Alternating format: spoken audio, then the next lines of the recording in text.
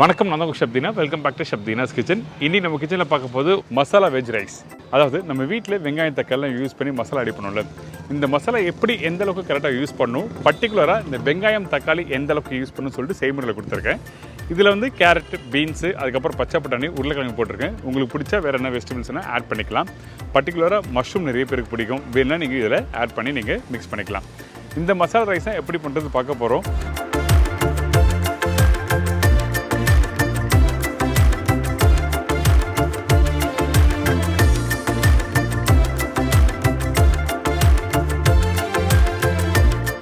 இதோட இந்த மஷ்ரூமை வச்சு ஒரு சூப்பரான ஸ்டைலில் எப்படி குருமா பண்ணுறது பார்க்க போகிறோம். நார்மலாக நீங்கள் வெஜிடபிள்ஸ் குருமா பண்ணும்போது வெங்காயம் தக்காளி லைட்டாக வதக்கிட்டு நல்லா பாயில் பண்ணி தேங்காய் பேஸ்ட்டை அரைச்சி ஊற்றி நீங்கள் கம்ப்ளீட் பண்ணியிருப்போம் நம்ம. ஆனால் இந்த ப்ரிப்பரேஷனில் வெங்காயம் தக்காளி அதுக்கப்புறம் மசாலா போட்டு நல்லா தொக்கு மாதிரி வதக்கிட்டு அதுக்கப்புறம் மஷ்ரூம் போடுவோம். ஏங்கிட்டனா இந்த மஷ்ரூமில் வந்து அந்த காரத்தன்மை வேணும். நம்ம நார்மலாக வந்து ஒரு நான்வெஜ் சாப்பிட்ணும் அப்படின்னு நினச்சிங்கன்னா மஷ்ரூம் தான் எல்லோரும் விரும்பி சாப்பிடுவாங்க. அதேமாதிரி சோயா சாப்பிடுவாங்க.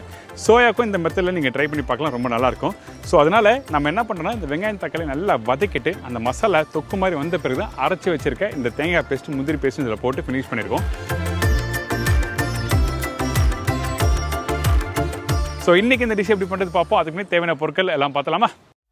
பாஸ்மதி ரைஸ் 250 கிராம், உருளைக்கிழங்கு 1, கேரட் 1, பீன்ஸு 4 நம்பர், பச்சை பட்டாணி 2 டேபிள் ஸ்பூன், தக்காளி பெரிய சைஸ் 2 நம்பர், வெங்காயம் பெரிய சைஸ் 3 நம்பர், காய்ந்த மிளகாய் 5 நம்பர், பச்சை மிளகாய் 3 நம்பர், இடித்த பூண்டு 1.5 டேபிள் ஸ்பூன், இஞ்சி பூண்டு paste 3/4 tablespoon, chilli powder 3/4 tablespoon, தனியா பவுடர் 1 டேபிள் ஸ்பூன், மஞ்சத்தூள் 1/4 டீஸ்பூன், சோம்பு 1/4 டீஸ்பூன், கடுகு 1/4 டீஸ்பூன், கருவேப்பிலை, கொத்தமல்லி தேவையான அளவு, பாயில்டு மூங் தால் 2 டேபிள் ஸ்பூன், அதாவது பாசிப்பருப்பு வேக வச்சது, சால்ட் தேவையான அளவு, நல்லெண்ணெய் குக் பண்ணுறதுக்கு தேவையான அளவு. இதாங்க இந்த ப்ரிப்பரேஷன் தேவையான பொருட்கள். ஃபஸ்ட்டு இந்த ப்ரிப்பரேஷன் பண்ணுறதுக்கு இந்த காய்கறி எந்த அளவுக்கு நல்லா பாயில் பண்ணுறோன்னு சொல்லி பார்க்க போகிறோம். அதனால சூடாக இருக்க தண்ணியில் உருளைக்கிழங்கு, பச்சை பட்டாணி, அதுக்கப்புறம் கேரட், பீன்ஸ், இதெல்லாம் நான் சொன்ன குவான்டிட்டி கரெக்டாக கட் பண்ணி எடுத்துக்கோங்க.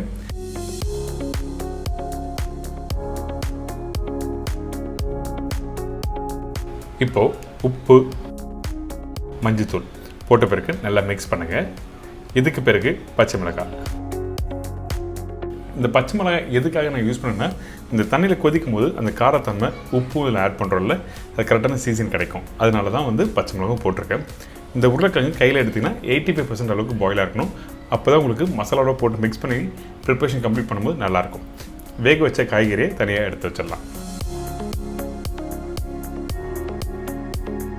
வெஜிடபிள் ஸ்டாக் வந்து நீங்கள் சூப்பாகவும் சாப்பிட்லாம்.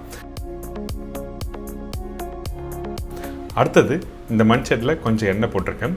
நல்லெண்ணெய் மட்டும்தான் யூஸ் பண்ணணும், அப்போ தான் நல்லாயிருக்கும். கடுகு, தாளிப்பு போட்டிருக்கேன். அதுக்கு பிறகு சோம்பு.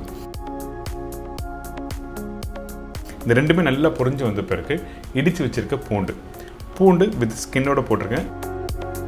காஞ்ச மிளகாவும் போட்டிருக்கோம். அதுக்கப்புறம் கருவேப்பிலை. இதெல்லாம் போட்ட பிறகு காரத்துக்காக திருப்பி பச்சை மிளகாய் இந்த இடத்துல போடுறேன். இதுக்கு பிறகு பொடிசாக கட் பண்ணி வச்சுருக்க வெங்காயம். இதில் வெங்காயமும் தக்காளியும் ரேஷியோ என்னன்னா, வெங்காயத்தோட அளவு தான் அதிகமாக இருக்கும், தக்காளியோட அளவு கம்மியாக இருக்கும். தக்காளி அதிகமாக போட்டிங்கன்னா உங்களுக்கு என்ன ஆகுதுன்னா, அந்த மசாலாவோட சேர்த்து சாப்பிடும்போது அந்த புளிப்புத்தன்மை அதிகமாக வந்தால் நல்லா இருக்காது. அதனால இந்த ப்ரிப்பரேஷன் வெங்காயம் இந்த மாதிரி வதக்கி எடுத்துருங்க. அதாவது ஒரு 90% அளவுக்கு வரும்போது அரைச்சி வச்சுருக்க இஞ்சி பூண்டு பேஸ்ட்டை இதில் போடுறோம்.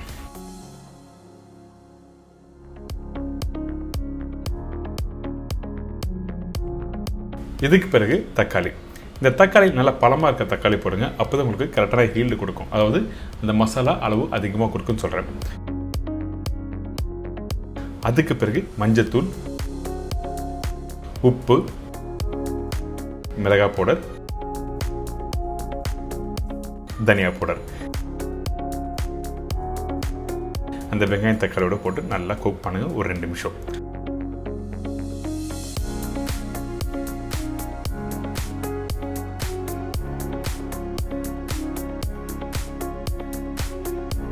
தேவையான தண்ணி ஊற்றி இந்த மசாலாவை ரெடி பண்ணுறோம். இந்த இடத்துல அந்த வெஜிடபிள்ஸ் தண்ணி இருக்குது பார்த்தீங்களா, அந்த தண்ணி நீங்கள் யூஸ் பண்ணலாம். அப்படின்னா அந்த வெஜிடபிள் ஸ்டாக் வந்து நீங்கள் சூப்பாகவும் சாப்பிட்லாம். இப்போ மசாலா ஓரளவுக்கு நல்லா வதங்கியிருக்கு. இப்போ ஒரு மூடி போட்டு நல்லா வேகட்டும் சொல்லி விட்டுருங்க. மூடி எடுத்த பிறகு திருப்பி நல்லா குக் பண்ணுங்கள். அப்போ தான் கெட்டியான ஒரு பக்கம் வரும். ஏன் கேட்டிங்கன்னா இந்த மசாலா ஸ்டீம் ஆகும்போது கண்டிப்பாக உங்களுக்கு கெட்டி ஆகாது. அதனால மூடி எடுத்த பிறகு நல்லா குக் பண்ண சொல்கிறோம்.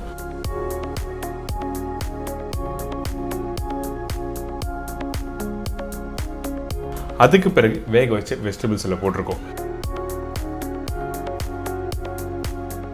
திருப்பி ஒரு 5 நிமிஷம் நல்லா குக் பண்ணுங்க.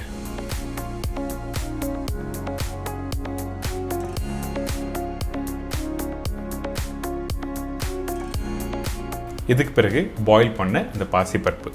எதுக்காக இந்த பாயில் பண்ண பாசிப்பருப்பு இந்த இடத்துல யூஸ் பண்ணுற கேட்டிங்கன்னா, ஒன்று வந்து டேஸ்ட் எடுத்து கொடுக்கும்.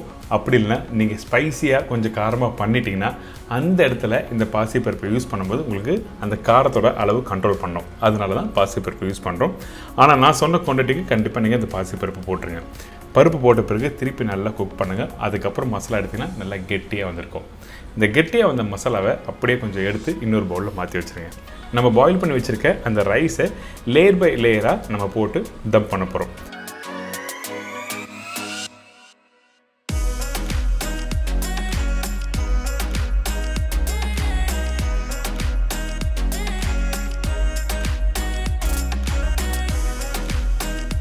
ஃபஸ்ட்டு கொஞ்சம் மசாலா இருக்குது, அதுக்கப்புறம் ரைஸு, அதே மாதிரி மசாலா ரைஸு, திருப்பி ஃபைனலாக கொத்தமல்லி போட்டு மிக்ஸ் பண்ணி 5 நிமிஷம் கரெக்டாக தம் போட்டு அப்புறம் ஓப்பன் பண்ணால் உங்களுக்கு சூப்பரான மசாலா வெஜ் ரைஸ் ரெடி.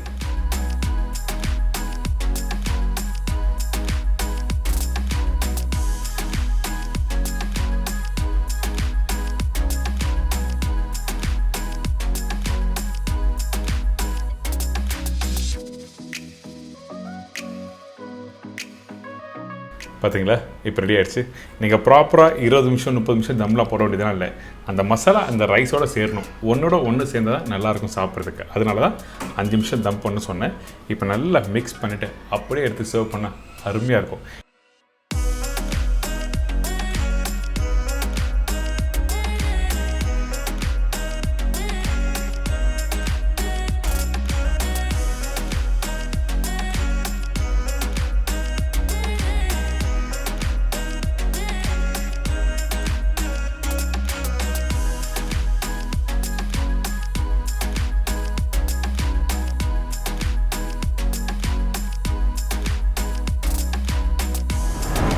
இதை தொடர்ந்து ஒரு சூப்பரான மஷ்ரூம் பட்டாணி குருமா.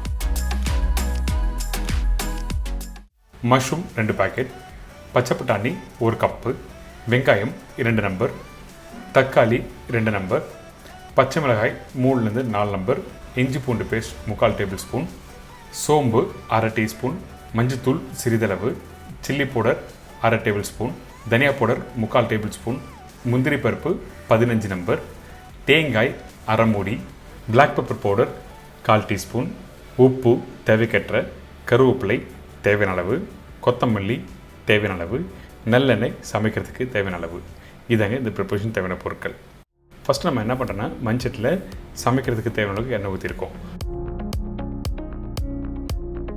அதுக்கு பிறகு சோம்பு, முழு கரம் மசாலா, பட்டை, லவங்கம், ஏலக்காய், பிரிஞ்சி இலை இதெல்லாம் தாளிப்பாக போட்ட பிறகு வெங்காயம் போட்டிருக்கோம். வெங்காயம் நீங்கள் வதக்கிற பக்கம் என்னங்கன்னா ஒரு 40% அளவுக்கு வதங்கினா மட்டும் போதும். அதுக்கு பிறகு பச்சை மிளகாய் போட்டிருக்கேன். இந்த பச்சை மிளகாய் 2 நம்பர் போட்டிருக்கோம்ல, உங்களுக்கு காரம் வேணுன்னா இன்னும் 2 பச்சை மிளகாய் போட்டுக்கலாம். அதிகமான பவுடர் மசாலா யூஸ் பண்ண வேண்டாம். அதுக்கு பிறகு கருவேப்பிலை போட்டிருக்கேன். இங்கே பார்த்தீங்களா, இந்த வெங்காயம் இந்த மாதிரி தான் வதங்கியிருக்கணும். அதாவது 40% அளவுக்கு வதங்கியிருக்கணும். அதுக்கு பிறகு அரைச்சி வச்சுருக்க இஞ்சி பூண்டு பேஸ்ட்டு போடுறோம். இஞ்சி பூண்டு பேஸ்ட்டு போட்ட பிறகு நல்லா வதக்கிடுங்க. இதுக்கப்புறம் பொடிசாக கட் பண்ணி வச்சுருக்க தக்காளி, வெங்காயம் தக்காளியும் ஒரே அளவாக யூஸ் பண்ணியிருக்கோம். இந்த ப்ரிப்பரேஷனுக்கு நான் சொன்ன மாதிரி அந்த மசாலா நல்லா வதங்கி வரணும். அதுக்கு பிறகு தான் அடுத்த ஸ்டேஜ் போகணும். உப்பு தேவையான அளவுக்கு, மஞ்சத்தூள் கொஞ்சமாக, அதுக்கப்புறம் சில்லி பவுடர், தனியா பவுடர் இதெல்லாம் போட்ட பிறகு நல்லா வதக்குங்க. இந்த வெங்காயம் தக்காளி நல்லா மேஷ் ஆகணும்.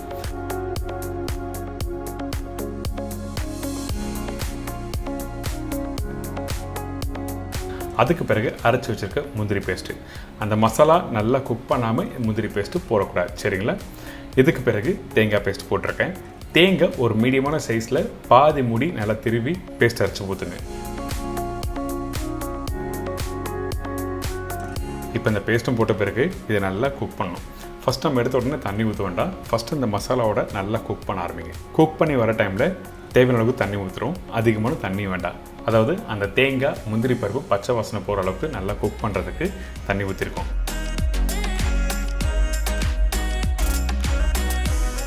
கொஞ்சம் கொத்தமல்லி போடுறோம்.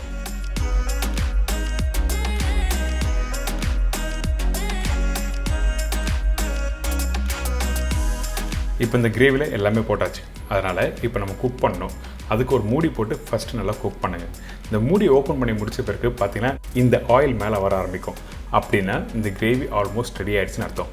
அதுக்கு பிறகு கட் பண்ணி வச்சுருக்க இந்த மஷ்ரூம் இதில் போட்டிருக்கோம். மஷ்ரூம் வேகிறதுக்கு ரொம்ப டைம் எடுக்காது. அதனால தான் ஃபஸ்ட்டே அந்த கிரேவி நல்லா குக் பண்ணி முடித்த பிறகு தான் மஷ்ரூம் போடணும்னு சொல்கிறேன்.